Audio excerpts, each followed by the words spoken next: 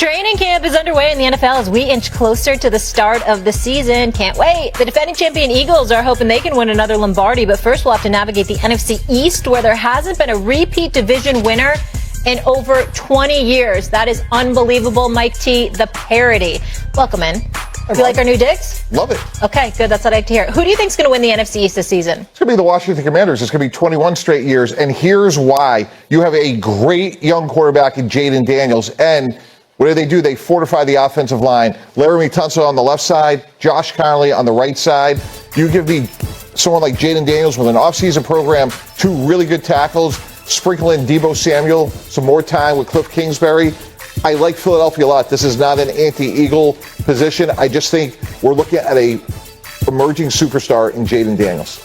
I'm not going to argue with a brilliant man like Mike T. That is the right answer. This is, listen, the Philadelphia Eagles are the Eagles. They will be a perennially good team. This version of the Eagles has been incredible. And I expect them to be there right near the top of the division and to compete in the playoffs as well and potentially go back. Who knows? But when it comes to the regular season, Mike T, I think you're exactly right. All the Commanders did was get better up front to protect this young quarterback and then add a weapon in Deebo Samuel in a contract year who has a lot to prove. And can you imagine, there were already teams who had no idea what to do with the Commanders' offense as it was. It really seemed like this team never punted. Ironically, they have one of the best punters in football, never used Tress Way.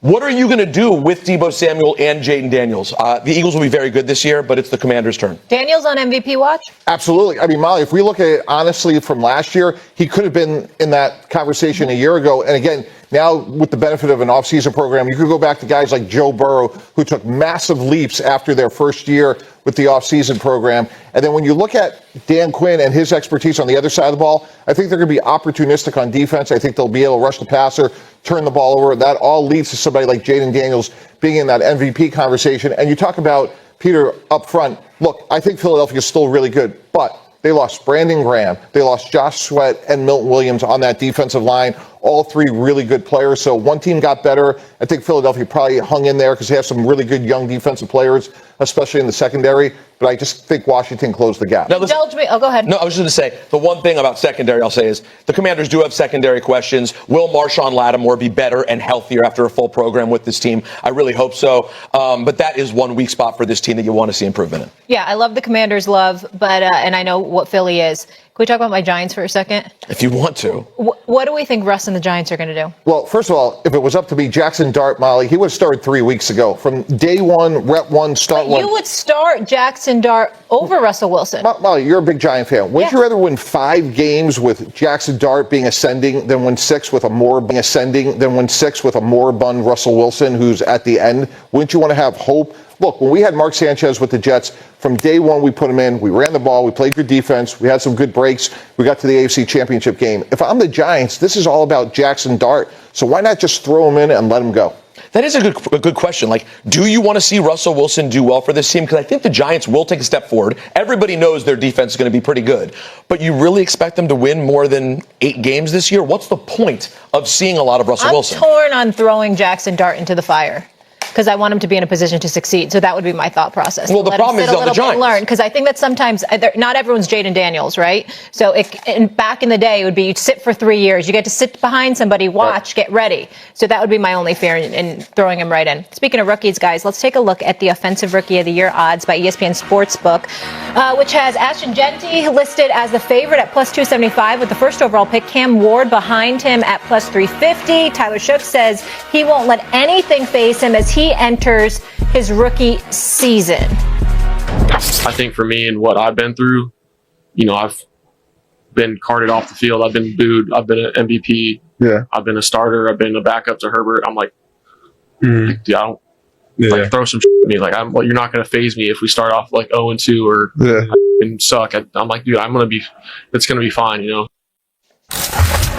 Mike T, you like or dislike those comments from Shook? I don't like those comments, but Joe Fortenbaugh must really like one of these bets because he's not available right now, so he must have saw those odds. He must be placing a bet as we speak in real time here. So yeah, wouldn't be surprised. Yeah. Here's look, you want your rookie to have a lot of confidence, which obviously he does, but there's a massive learning curve, and he's been through a lot, injuries and some of the things he alluded to, but he doesn't know what he doesn't know. There will be a sobering aspect to playing quarterback I think Shug's going to be really good. I think he'll wind up having a good rookie year. And I think he'll look back and realize maybe there's some things he didn't even know he didn't know. Tyler Shug is not Shug. And I by the way, The spelling throws me off so much, though, every time I say it. That's why I just do what I'm doing. Just merge them together so it sounds like just a, yeah. But it feels like that should be like SHUCK. That's right. But I just wanted to get my Mob Deep pun in. Okay, good. I love that he's not shook by this situation. If you really look at who the guy has been, 3 different teams in college, he sat on the bench, he's been replaced, he's drafted at 25 years old. I love seeing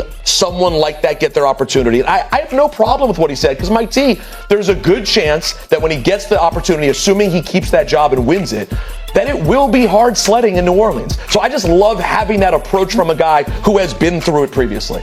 All right. I know someone who's got the approach and his family's been through it. That would be Arch Manning. He's the Heisman favorite. But someone here has a stern warning for Arch and the rest of the league on the way. We will get into that. Wemby entering year 3.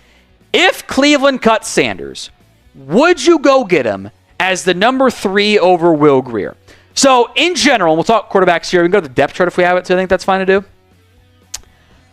What you are asking of your quarterbacks isn't always be the 40th best QB and be the 70th best QB. It's not actually how NFL teams operate.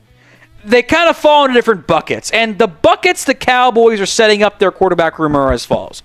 QB1, franchise QB Dak Prescott. We all know what that is. QB2 for now, let's say it's Joe Milton. That is developmental QB.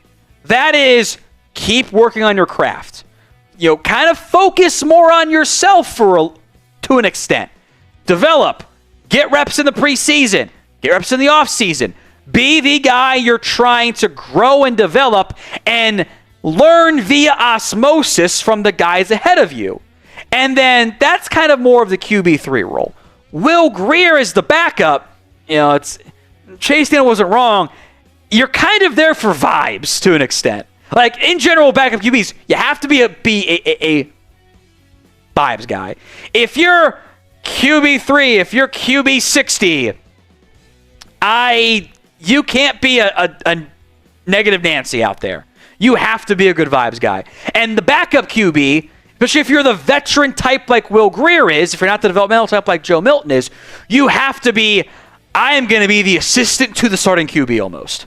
Like, you have to be guys helping out in pre-production, helping out with the playbook, helping out with the advanced scouting. Like, you have to be a starting QB's good friend who is almost a coach in the field. That is how Jim Sorgi made it around for a decade almost with Peyton Manning. It's how Scott Tolzien made it for so long and is now a QB coach in New Orleans. It's how a lot of these backup QBs have lasted, not because they're the 37th best QB, but because they do the backup's job super well. So, as it relates to Shedeur Sanders, he's not going to do the backup stuff the way you need him to, because he doesn't know how to do it yet. He's supposed to be in the developmental viewpoint. You kind of have Joe Milton in there. Now, look, if you didn't have Joe Milton, we would have spent a lot of time in the 5th round going, Dallas is going to take Shedeur Sanders, and they should do it. They should do it. Didn't get there. I think, like, from a talent perspective, I'd rather have Shedeur than Will Grier. Shit.